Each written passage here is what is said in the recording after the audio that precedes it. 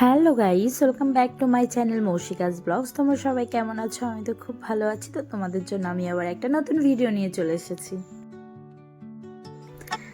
আসলে তোমাদেরকে তো আমি এর আগেও বলেছি, দুটো বাচ্চা নিয়ে আমার খুব প্রবলেম হয় ভিডিও বানাতে। তাও আমার যতটুকু সম্ভব আমি সেটুকুই দেওয়ার চেষ্টা করি। তোমরা বারবার করে আমাকে বলেছিলে যেন আমি অল্প হলেও যেন দেখাই যে কি করছি না করছি। তো দেখো, আমি গিয়েছিলাম দুদিনের জন্য বাবার বাড়িতে, মানে রায়গঞ্জ থেকে গঙ্গারামপুরে। তো যাওয়ার সময় সেইভাবে ভিডিও করা হয়নি, কারণ যেহেতু আমরা যাওয়ার সময় বাসে গিয়েছিলাম, তো সেই জন্য আমি ভিডিওটা ওইভাবে করতে পারিনি। আর এখন বাসে তো প্রচণ্ড ভিড় হচ্ছে, যেরকম ভিড় হচ্ছে সেরকম গন্ডগোল হচ্ছে। তো সেইভাবেই রায়গঞ্জ থেকে গঙ্গারামপুরে পৌঁছেছিলাম। যাই হোক, চলো আজকে যেটা আমি তোমাদের সাথে শেয়ার করছি সেটা হচ্ছে দুদিন বাবার বাড়িতে থাকার পরে আমরা সবাই মিলে, মানে আমার বোন, মা, বাবা, আমার ছেলে সবাই মিলে যাচ্ছি কানকি ধামে। এর আগেও একদিন আমি গিয়েছিলাম, সেদিন ভিডিও করা হয়নি। তো যেহেতু আজকে একটু ফ্রি ছিলাম আর আজকে ফোন ধরার মতনও লোক ছিল, মানে আমার বোনরা ছিল, তো সেই জন্য ভাবলাম যে আজকে তাহলে একটু কানকি ধামের ভিডিওটা দেওয়া যাক। যেহেতু এত সুন্দর জায়গায় আমরা গিয়েছি, এই ভিডিওটা শেয়ার না করলে হয়তো হবে না। তো দেখো, আমরা কিন্তু গঙ্গারামপুর থেকে একদম ডিরেক্ট এসেছিলাম, একদম বাইপাস হয়ে গিয়েছিলাম আমরা, মানে শিলিগুড়িতে বাইপাস হয়েছিল রূপাহার দিয়ে, সেই রাস্তাটা দিয়ে গিয়েছিলাম, নতুন ব্রিজটা দিয়ে।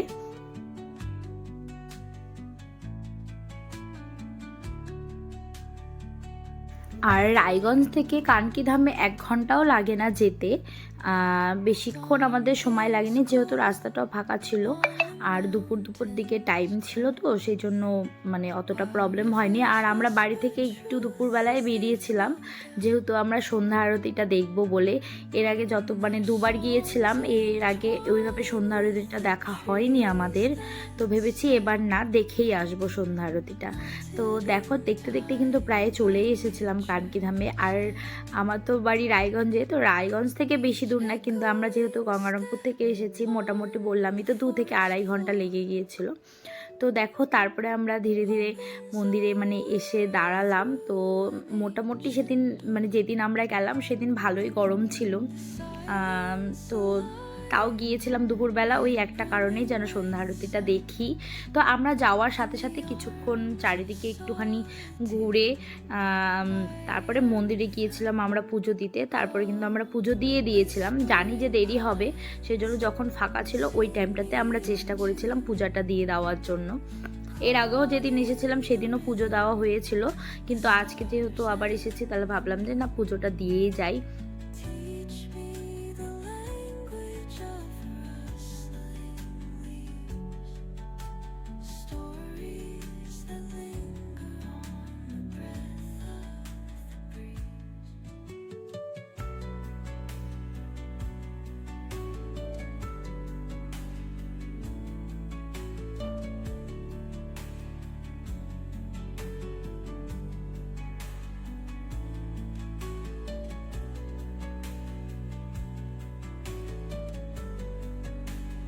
আমি যখন প্রথমবার গিয়েছিলাম সেটা মানে দুর্গাপুজোর সময় গিয়েছিলাম, কিন্তু দুর্গাপুজোর সময় কিন্তু আমরা যখন গিয়েছিলাম বেশি লোক ছিল না, কয়েকটা, আমি বলবো তো গুনেই কয়েকটা লোক ছিল। কিন্তু এর আগে যে একবার গিয়েছিলাম, মানে কয়েকদিন আগে একবার গিয়েছি, তখনও কিন্তু মোটামুটি ভালো ভিড় ছিল। কিন্তু এই যে আমি যে আজকে গিয়েছিলাম, মানে আজকে বলতে কালকে গিয়েছিলাম, সেইখানে কিন্তু প্রচণ্ড ভিড় ছিল লোকের, প্রচুর ভিড়। যত বেলা হচ্ছে, যত সন্ধ্যার দিকে যাচ্ছিল তত ভিড় হচ্ছে, লোকের আনাগোনা অনেক বেশি এখন। আর এত সুন্দর মন্দির দেখতে তো সবাই আসবেই, আর আসতে হবেও। তো তোমরা এখনও যারা আসোনি তারা কিন্তু অবশ্যই এসো। আশা করি আশেপাশের এইটুকু নর্থ বেঙ্গলের মধ্যে আশা করি কিছু কিছু জায়গা থেকে লোক আসে, অনেকে শুনেছি শিলিগুড়ি থেকেও অনেকে আসে। যারা দেখোনি তারা তো অবশ্যই গিয়ে দেখতে পারো, এত সুন্দর জিনিস সত্যি মিস করা উচিত না। আর ওখানে প্রচণ্ড গরম ছিল, তো সেই জন্য আমার মেয়েটার খুব প্রবলেম হচ্ছিল। আসলে সব সময় মানে এত গরমের মধ্যে তো কখনো বাইরে থাকে না, কিন্তু ওই যে সন্ধ্যা আরতিটা দেখার জন্য আমাদেরকে একটু তাড়াতাড়ি চলে আসতে হয়েছিল, কিন্তু এত তাড়াতাড়ি যে আমরা পৌঁছে যাব সেটা মানে ভাবতে পারিনি। তো তারপরে আমরা একটু বাইরে গেলাম, বাইরে গিয়ে এখানে একটু ভাবলাম যে না একটু ঠান্ডা ঠান্ডা কোনো কিছু জিনিস খাই। তো এখানে আমি নিয়েছিলাম শেক, আর আমার ছেলে খাচ্ছিল গোলা, প্লাস আবার কুলফিও নিয়েছিল। শেকটা খুব সুন্দর ছিল, খুব টেস্টি ছিল, আমার খুব ভালো লেগেছিলো। আর মন্দিরের সামনে যে ফুচকোর দোকানগুলো থাকে সেখানেও আমার অতটা ফুচকাটা খেতে টেস্ট লাগেনি, কিন্তু আমার এই শেকটা খেতে ভালো লেগেছিলো।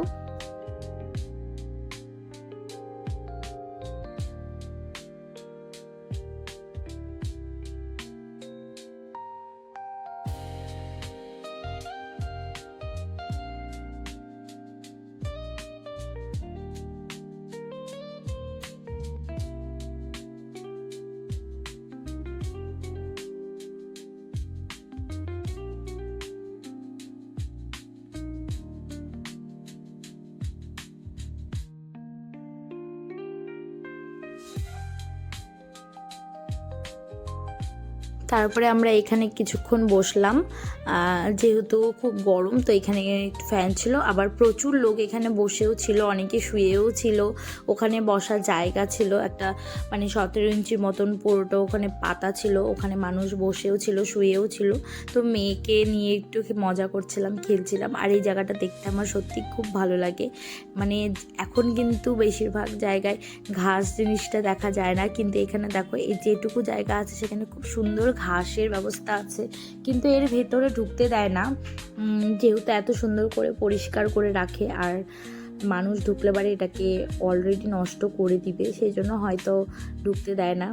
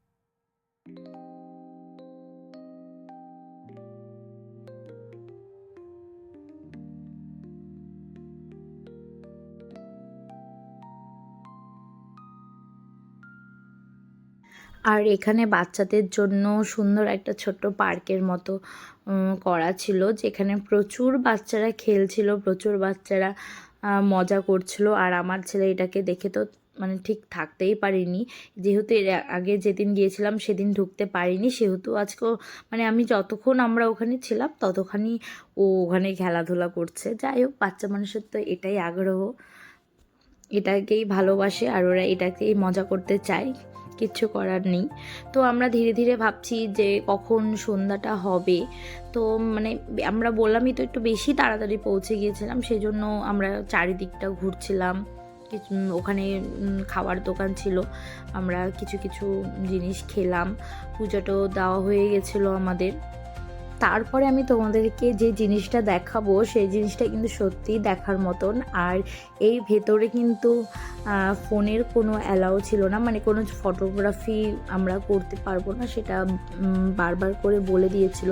কিন্তু যখন আমরা সন্ধ্যা আরতিটার সময় ঢুকি তখন সবাই দেখছি ভিডিও করছিল, তো ভাবলাম যে আমিও ভিডিও করে রাখি, তোমরা যেন দেখতে পারো। এই জিনিসটা আশা করি কোথাও মানে সামনাসামনি না দেখে কেউ হয়তো ভিডিওটা করেনি, তো আমি ভিডিওটা করলাম। দেখো এত সুন্দর লাগছিল এই সন্ধ্যাবেলাটা দাঁড়াতে। আমি তোমাদেরকে যদি মানে এখানকার সাউন্ডটা যদি শোনাতে পারতাম খুব ভালো লাগতো, কিন্তু এখানকার সাউন্ডটা শোনানো যাবে না, যেহেতু কপিরাইট ক্লেম মেরে দেবে, সেই জন্য।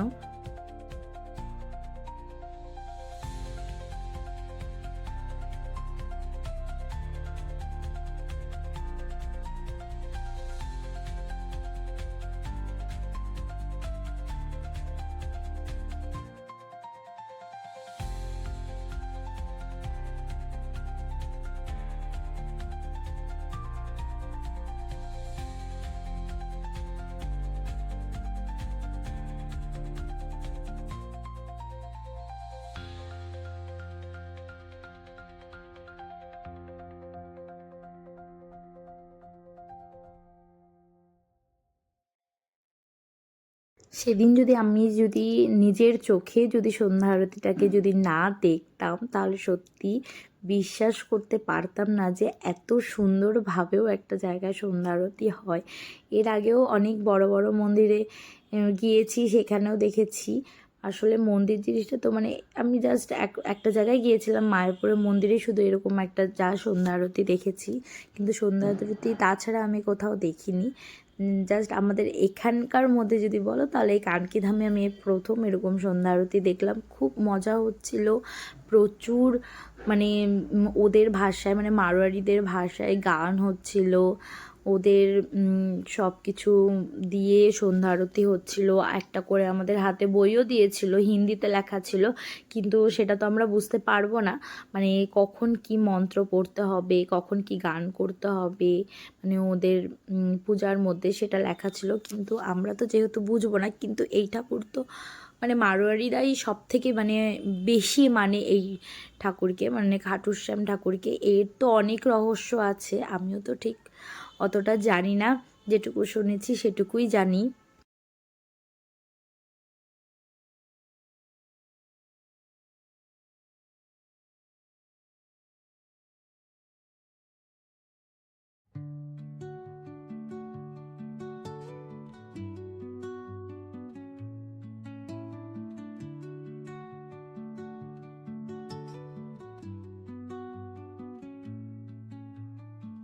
Under the boughs where the shadows play, the wind hums songs at the break of day, whispering. তারপরে তো এখানে আমরা খুব সুন্দরভাবে সন্ধ্যা আরতি দেখে টেখে আমরা বেরিয়ে গেলাম যে না, এবার বাড়ির পথে রওনা দেওয়া যাক। যেহেতু আমি বাড়িতে নেমে যাব আর ওরা হচ্ছে গঙ্গারামপুরে চলে যাবে, ওরা গাড়ি নিয়ে এসেছে, তো আমি ভাবলাম যে তাহলে আমাকে বাড়ির সামনে নামিয়ে দিবে। যাই হোক, তারপরে ভাবলাম যে না, একটু সন্ধ্যাবেলার দিকটা মানে রাত্রের দিকটাতে একটু ভিডিও করে নিয়ে যাই। তো সন্ধ্যার দিকে আমি একটা খুব সুন্দরভাবে ভিডিও করার চেষ্টা করেছি, যে এগুলোই স্মৃতি হয়ে থাকবে। Earth's gentle sigh, a lullaby sung to the open sky. Oh, whispering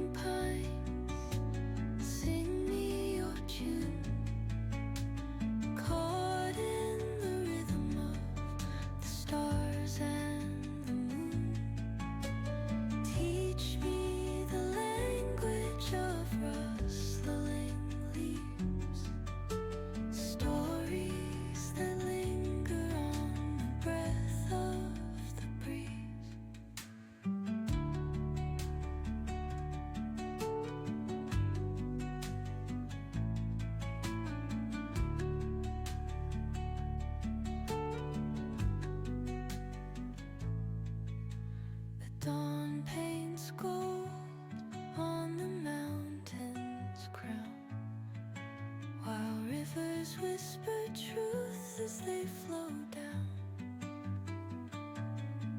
And their songs entwine with the trees that stand, knotted in time by nature's hand. Each echoing step on the forest floor opens a world through an ancient door. তো আমি তোমাদের মন্দিরের চারপাশটাও দেখালাম কেমন ছিল। ওই যে সামনে ফুড কোর্টগুলো ছিল যেখানে খাওয়ার সব কিছু পাওয়া যাচ্ছিল, খুব সত্যি বলছি খুব সুন্দর লেগেছে আমার প্রত্যেকটা খাওয়ার। আমি যা যা খেয়েছিলাম সেদিন খুব সুন্দর লেগেছে, একটা খাওয়ারও আমি বলতে পারবো না যে ভালো ছিল না। আমার খুব ভালো লেগেছে প্রত্যেকটা খাওয়ারই। তোমরা এখনও যারা যাওনি তারা অবশ্যই দেখো, আর যারা গিয়েছো তারা যেন চেষ্টা করো সন্ধ্যা আরতিটা যেন দেখে বাড়ি ফেরার জন্য। তো তারপরে বাড়িতে চলে এসেছিলাম। তো যাই হোক, আজকের মতো ভিডিওটা আমি এখানেই শেষ করছি। যদি ভিডিওটি ভালো লাগে তাহলে অবশ্যই একটা লাইক এবং সাবস্ক্রাইব করে দিও। আর পরের ভিডিও দেখার জন্য তো সবাই অপেক্ষায় থাকবে। ঠিক আছে, চলো টাটা।